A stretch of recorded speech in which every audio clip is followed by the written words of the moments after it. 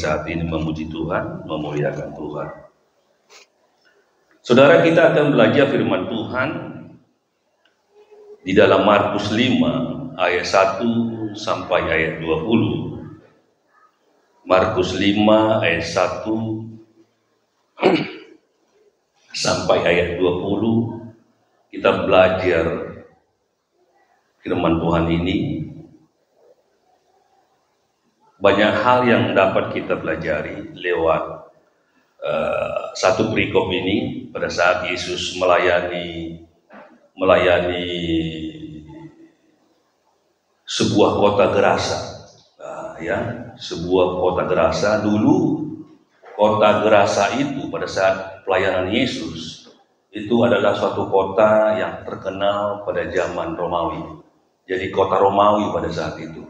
Salah satu kota yang terkenal pada zaman Yesus, pelayanan Yesus juga, itu Gerasa itu adalah kota yang termasuk sangat terkenal pada saat itu. Ya, jadi rupanya kita mau belajar lewat ayat ini, kita lihat ada banyak hal yang perlu kita pelajari dalam konteks perikop ini. Bagaimana Yesus mengusir roh jahat dari seorang Gerasa. Saya ambil tema firman Tuhan adalah hati Yesus kepada jiwa manusia yang dikendalikan oleh iblis. Jadi tema yang saya mau sampaikan adalah hati Yesus kepada jiwa manusia yang dikendalikan oleh iblis. Saudara, Yesus begitu sangat peduli kepada orang atau jiwa manusia yang sedang dikendalikan oleh iblis. Contohnya juga adalah orang Gerasa ini. Orang Gerasa ini, salah satu orang Gerasa ini adalah orang yang sedang dirasuki oleh iblis pada saat itu. Kita lihat, belajar ya. Mulai dari ayat 1 dikatakan,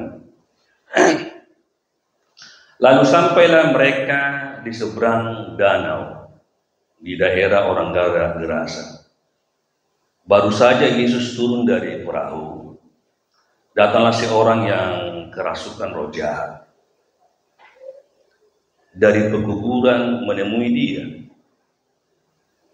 Orang itu diam di sana dan tidak ada seorang pun lagi yang sanggup mengangkatnya sekalipun dengan rantai, karena sudah sering ia dibelenggu dan dirantai, tetapi rantainya diputuskannya dan belenggunya dimusnahkannya, sehingga tidak ada seorang pun yang cukup kuat untuk menjinakkannya. Siang malam ia berkeliaran di pekuburan dan di bukit-bukit sambil berteriak-teriak dan memukuli dirinya dengan batu. Ketika ia melihat Yesus dari jauh, berlarilah ia mendapatkannya, lalu menyembahnya. Dan dengan keras ia berteriak, "Apa urusanmu dengan aku, hai Yesus, Anak Allah yang Maha Tinggi? Demi Allah, jangan siksa aku." Karena sebelumnya Yesus mengatakan kepadanya, "Hai engkau roh jahat, keluarlah dari orang itu." Kemudian ia bertanya kepada orang itu, "Siapa namamu?" Jawabnya, "Namaku Legion, karena kami banyak." Ia memohon dengan sangat supaya Yesus jangan mengusir roh itu keluar dari daerah itu. Adalah di sana di lereng bukit sejumlah besar babi sedang mencari makanan. Lalu roh-roh itu meminta kepadanya, katanya, "Suruhlah kami pindah ke dalam babi-babi itu, biarkanlah kami memasukinya." Yesus mengabulkan permintaan mereka, lalu keluarlah roh-roh jahat itu dan memasuki babi-babi itu. Kawanan babi yang kira-kira 2000 jumlahnya itu terjun dari dari tepi jurang ke dalam danau dan mati lemas di dalam, dan seterusnya. Kalau ada kesempatan nanti akan kita baca ayat 4 sampai ayat 20. Siapa yang di sini yang nggak pernah melihat kerasukan setan? Ada nggak pernah melihat orang kerasukan? Saya dulu waktu masih kelas 1 sekolah kitab, saya ada jemaat yang kerasukan setan. Bapak itu orangnya kan punya apa ya? Dia dua kan, saya ingat itu. Dia kerasukan. Saya nggak perlu saya kasih tahu orangnya. Masih hidup sampai sekarang orangnya itu. Hanya jarang dia ibadah. Saya masih ikut di sana, mungkin saya masih sekolah kelas 1, sekolah kitab kelas 1 mungkin. Berdoa, dia sedang dirasuki. Dia ngomong sendiri, itu kerasukannya. Kami berdoa. Tiba-tiba apa yang keluar? Ikan lele keluar dari mulutnya. Kerasukan setan. Saya juga pernah melayani waktu KKR satu tempat. Banyak maju ke depan. Banyak dipenuhi dengan roh. Tapi ada satu orang. Dia dirasuki oleh setan. Saya tengking, kami tengking itu kerasukan. Lama sekali. Puji Tuhan. Jadi saya sengaja mengingatkan bagaimana orang yang kerasukan setan sedang dikendalikan, hidupnya sedang dikendalikan oleh iblis. Jadi saudara, Yesus juga pada saat itu dulu, pada saat Yesus melayani selama 3,5 tahun, dia juga pernah melayani mengusir roh jahat yang dikendalikan oleh seorang yang dikendalikan oleh roh jahat, namanya legion. Legion itu adalah roh jahat yang berkelompok. Jadi satu kelompok, jadi rupanya saudara, perlu kita pelajari, legion itu adalah satu roh jahat yang bisa masuk kepada satu orang manusia, tetapi roh jahat itu berkelompok, banyak. Legion. Nah, saudara, kalau kita mau pelajari, rupanya iblis bisa memasuki tubuh seseorang dengan begitu banyaknya. Kita belajar legion itu adalah suatu roh jahat, suatu kelompok yang besar memasuki satu manusia. Terus saudara, yang perlu kita ingatkan, hati-hati. Rupanya kita juga bisa dikuasai oleh iblis dengan kekuatan berkelompok. Roh, maksudnya roh bukan roh itu masuk setan itu kepada seseorang. Kalau kita tidak hati-hati, itu legion. Di sini kita lihat Yesus sangat peduli kepada satu orang gerasa ini. Jadi kita lihat bagaimana hati Yesus kepada jiwa manusia yang dikendalikan oleh iblis. Dia tidak hanya mencari orang-orang yang hebat, orang-orang yang kaya, orang-orang yang suci-suci dia. Tapi Yesus datang untuk membuat sesuatu berbeda dengan cara orang Farisi. Terus saudara, kita lihat dalam konteks ini,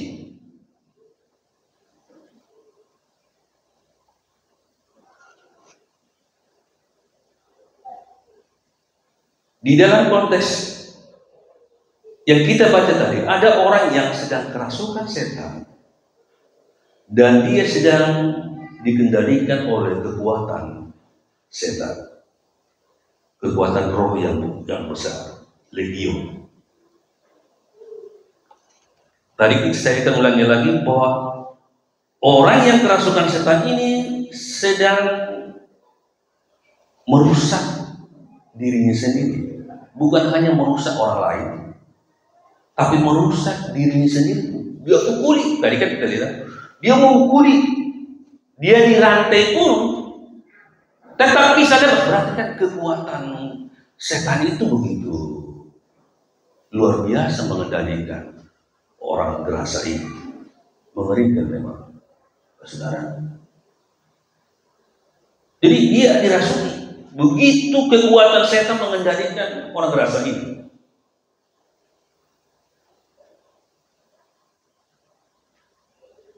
Tetapi saudara, Yesus sangat peduli dengan orang gerasa. Yesus sangat peduli. Dia begitu jiwanya, hatinya Yesus itu begitu peduli dia. Dia ingin menyelamatkan satu orang ini yang sedang kerasukan ini.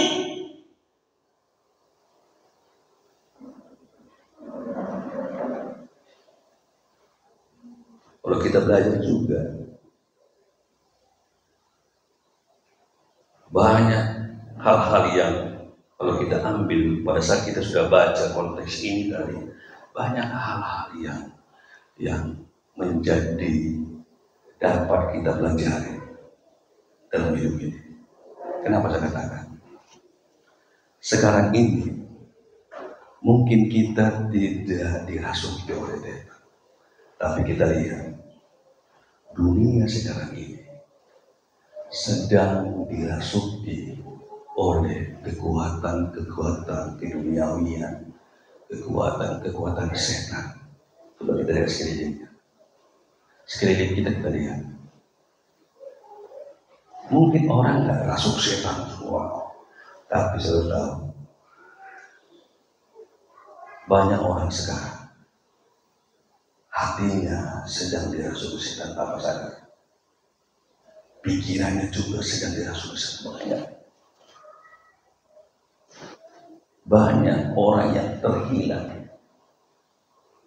di luar sana. Yang butuh apa? Butuh hatimu. Lihat sekelilingmu. Banyak yang sedang dirasuki oleh setan, yang tidak peduli Tuhan, tidak peduli imannya. Saya mau ajarkan kepadamu, engkau harus peduli dengan itu.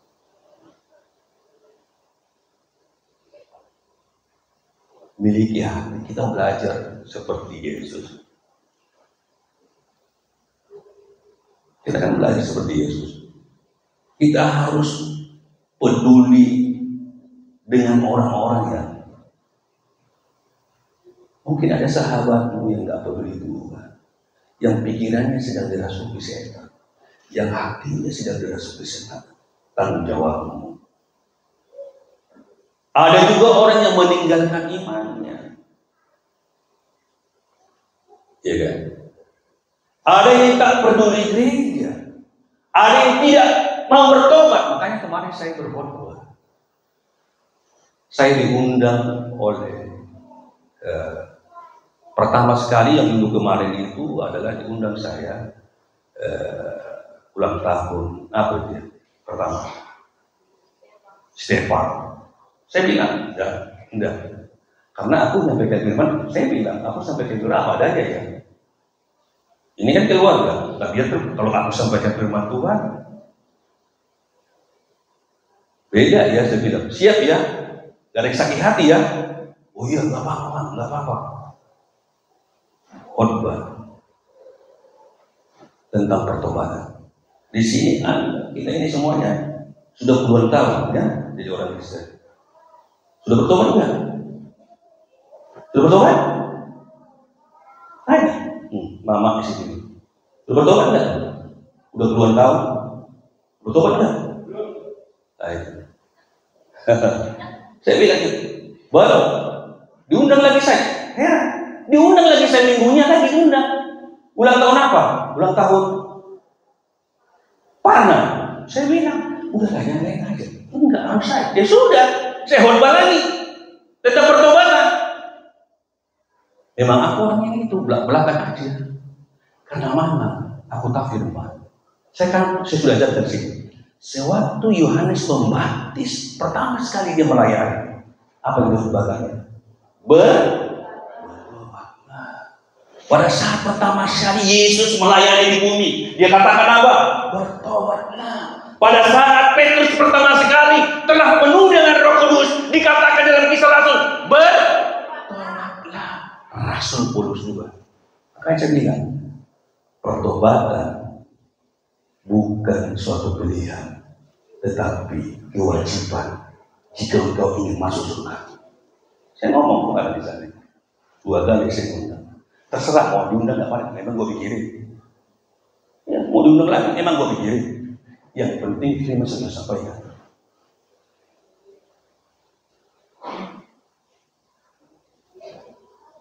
Karena saya ingatkan, aku khotbah ya seperti apa saya sudah bilang. Orangnya agak apa adanya.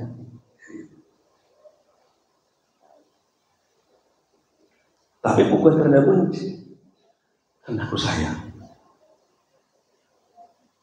Saya kemarin saya katakan, tahu nggak, benar nggak ya, Labuan Batu adalah konsumsi narkoba nomor 1 di Sumatera Utara. Ngeri nggak tuh bilang? Konsumsi narkoba di Sumatera Utara adalah Labuan Batu nomor 1. Benarkah itu saya bilang? Ngeri nggak? Di sini ada enggak pengedar narkoba? Saya kan kemarin itu bertobat. Konsumsi narkoba, bertobat. Jadi bukan hanya sama saudara, dimanapun aku itu. Jadi itu betul itu. Jadi bukan hanya di mana. Kemarin pun saya KKR di daerah begitu saya panggil itu semuanya, berapa orang saya panggil. Udah bertobat enggak? Ada yang umur 70 tahun, ada yang umur 49 tahun, ada yang umur 17 tahun, ada yang umur 13 tahun. Kepedulian. Yesus dia peduli. Saudara, lihatlah sekelilingmu. Mungkin saja keluargamu, suamimu, mungkin saja istrimu, mungkin anak-anakmu tidak pernah peduli lagi Tuhan. Enggak lagi mau ke gereja, enggak peduli lagi ibadah penuh. Jadi sekarang ini banyak. Mudah-mudahan kita di sini adalah orang-orang yang mau peduli. Amin. Pedulilah Bapak Ibu. Saya yakin kalau engkau peduli, saya yakin minggu depan ini lebih banyak lagi jiwa-jiwa. Haleluya. Iya, lebih banyak jiwa-jiwa. Kita belajar seperti Yesus memiliki hati. Jadi jangan engkau merasa sudah, kalau aku sudah sedih sama Tuhan, ya puji Tuhan aku sedih sama Tuhan. Tetapi tanggung jawab kita juga harus bisa jadi membawa jiwa untuk Tuhan. Mau siapa lagi yang bisa menarik jiwa itu kalau bukan kita? Masa contohnya temanmu sendiri harus pendeta yang harus mengizinkan lu tidak benar, tidak masuk akal lagi itu lagi. Temanmu sendiri, kau sendiri yang bertanggung jawab. Suamimu yang nggak bertobat, ya istrinya yang bertanggung jawab. Anakmu nggak bertobat, orang tuanya yang apa? Orang tuanya tidak bertobat, anaknya bertanggung jawab. Sahabatmu, engkau yang bertanggung jawab. Itu kata ajaran Alkitab. Itu ajaran firman, bukan ajaran pendeta. Ajaran pendeta bisa aja dibohong-bohong jadi rekayasa saja. Tapi kalau ajaran firman kan ada tertulis dalam Bible, bisa kita rekayasa. Itu ajaran Alkitab. Nah, saudara, itu. Kalau kita belajar dari sini, berarti ada kekuatan iblis yang bisa masuk seseorang. Semoga kita memiliki kekuatan iman. Haleluya. Kita memiliki kuat iman, jangan sampai. Jadi bukan hanya satu, kalau kita belajar legio, itu adalah roh suatu kelompok yang lumayan besar, memasuki satu orang. Itu sangat berbahaya. Sangat berbahaya. Coba kita lihat orang yang sudah nggak mau percaya Yesus, percaya sama Tuhan, nggak peduli Tuhan, itu sedang dirasuki oleh iblis. Walaupun mungkin dia fisiknya nggak dirasuki, tapi pikirannya, hatinya dirasuki. Artinya tugas kita sebagai orang yang sudah beriman kepada Yesus, tugas kita kepada orang yang sudah diselamatkan, ya kita bertanggung jawab juga menyelamatkan orang lain. Ya, gitu ya. Ini yang Tuhan inginkan. Apa makna atau inti atau substansi konteks perikop ini bagi iman kekristenan saat ini? Yang pertama adalah saat ini manusia lebih banyak dikendalikan oleh iblis. Ini substansinya. Saya sengaja kasih apa dulu? Saya kasih yang pertama adalah apa makna atau inti atau substansi konteks perikop ini bagi iman kekristenan? Yang pertama, saat ini manusia lebih banyak dikendalikan oleh iblis. Apa yang dikendalikan? Pikirannya dikendalikan, hatinya dikendalikan, mulutnya dikendalikan, matanya dikendalikan iblis, telinganya dikendalikan iblis, perbuatannya dikendalikan iblis. Mudah-mudahan kita berdoa sama Tuhan supaya kita kuat, supaya kita juga jangan mau dikendalikan oleh iblis. Haleluya. Jangan sampai ya. Kan banyak. Pikirannya Victor, tahu Victor, pikiran kotor, ya, dikendalikan oleh iblis. Victor kan? Ada nama si Victor di sini? Enggak ada. Victor itu pikiran kotor. Mulut kotor. Mata dilalatan, telinga suka dengar gosip, ya kan? Hati penuh dengan rencana-rencana jahat, penuh dengan dendam, amarah, sakit hati. Dirasuki.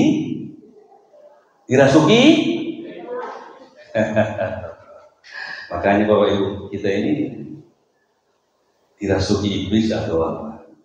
Saya sengaja ini memang yang pertama, manusia di hari zaman ini banyak dikendalikan oleh iblis. Tuhan merindukan, Tuhan enggak peduli dengan yang kerasukan, tapi Tuhan ingin merangkul, Tuhan ingin menyelamatkan, Tuhan ingin peduli. Mudah-mudahan jemaat Jubilee Malaikat Nova adalah orang-orang yang dikendalikan oleh Roh Allah. Haleluya.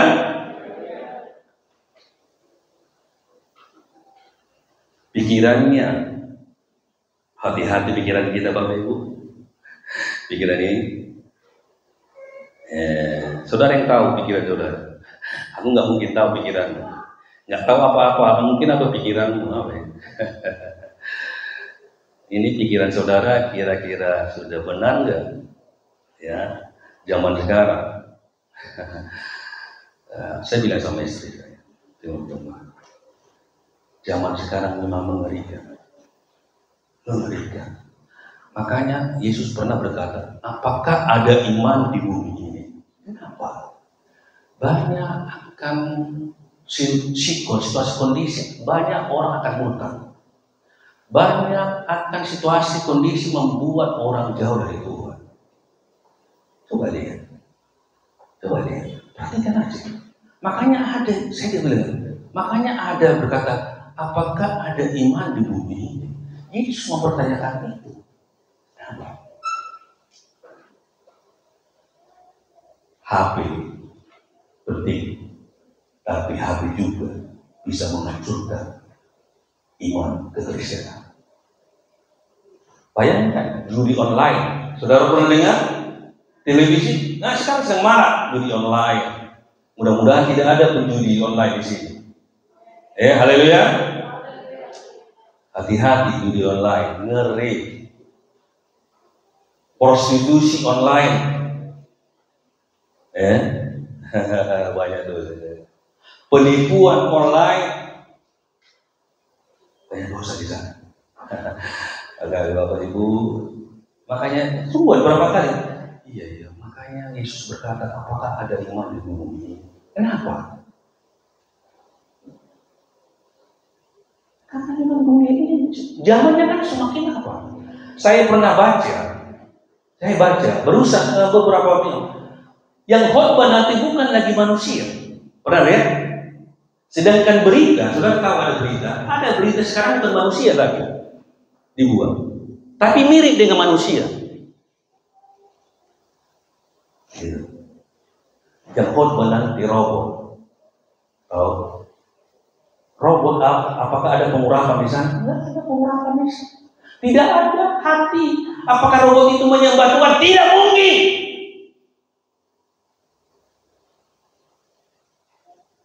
Makanya saya katakan, ngeri dunia ini sekarang. Kalau saudara tidak hari-hari, yang penting saya ingatkan, aku pendeta, aku belajar, saya harus ingatkan jemaat. Ngeri sekarang. Banyak orang tua peduli dengan anaknya. Sekolah minggu, kaum muda, emang gue pikirin. Kenapa? Anaknya yang penting sudah main-main di sana, di kamar, terserah, tak peduli dia. Makanya saya bilang sama mamanya dia atau mbak, coba cek itu HP-nya ini, apa yang ditontonnya, apa yang dia baca, cek. Sulit.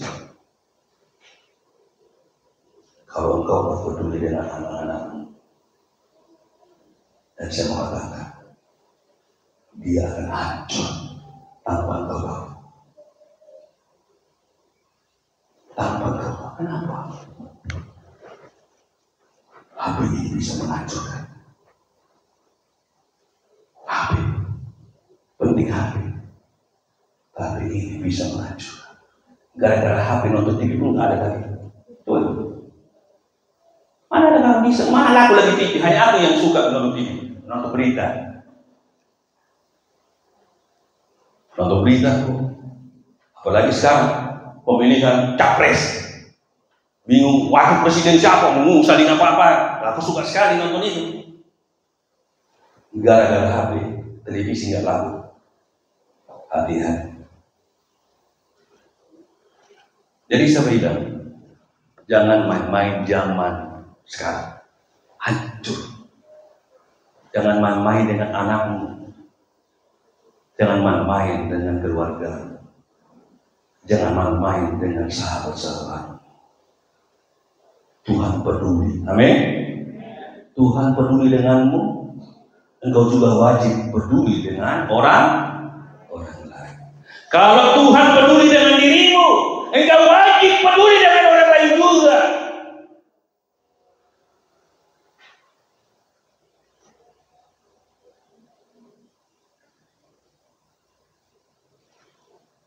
Kita lihat 2 Timotius 3 ayat 1. 2 Timotius 3 ayat 1 di situ. Manusia di akhir zaman sedang dikendalikan. Coba lihat. Ya. Coba baca. Sudah sering saudara baca itu. Tapi 2 Timotius 3 ayat 1. Lihat ini. Ketahuilah bahwa pada hari-hari terakhir akan datang masanya yang sukar. Memang akan sukar. Nggak ada di dalam Alkitab. Nggak ada di dalam Alkitab. Mata yang terakhir, maka akan muncullah yang enak-enak. Nggak ada itu. Nggak itu ada dalam Alkitab. Nggak pernah dalam Alkitab. Kalau di akhir terakhir akan muncul yang indah-indah sekali. Nggak ada itu.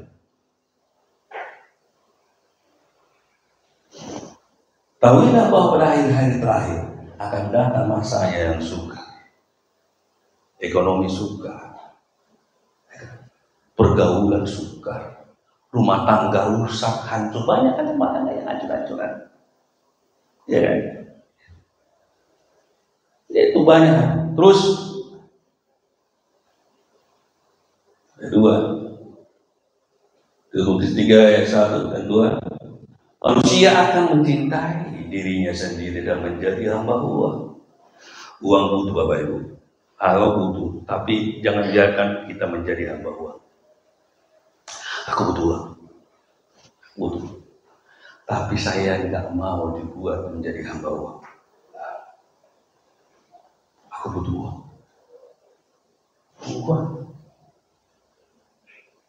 Tuhan dengar, aku butuh uang, tapi aku tidak mau jadi hamba uang.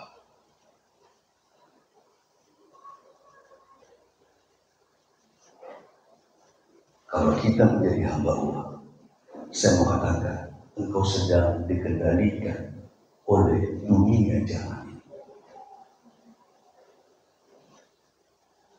Banyak keluarga-keluarga hancur antara kakak dan adik hanya karena harta.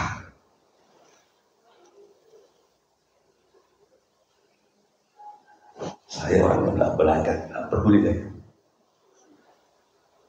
Banyak keluarga yang hancur karena harta. Dia tidak punya iman bahwa Tuhan bisa mampu menolong dia.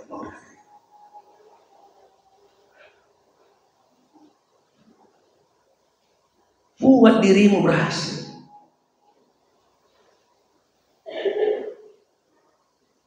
Ngeri. Mulai zaman dulu pun gara-gara harta banyak. Kan saya kasih contoh kali dari hari keluarga bunuh-bunuhan, kayak membunuh. Kenapa?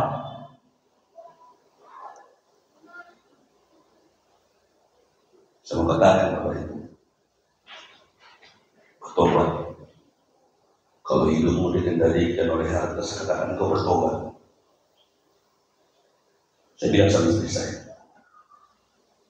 saya tidak tahu saudara ya, saya tidak ngerti apa-apa.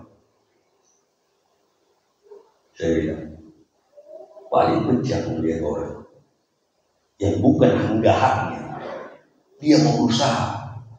Aku benci aku melihat orang itu yang bukan haknya, dia berusaha mengambil haknya, yang bukan hak. Saya mau katakan, jemaat engkau bertobat, yang bukan hakmu, jangan engkau ambil itu. Jangan. Tapi kalau itu hakmu, berdoa, berusaha. Kalau itu hak, tapi kalau harta yang bukan hakmu, engkau jangan khawatir. Karena itu membuat engkau masuk neraka.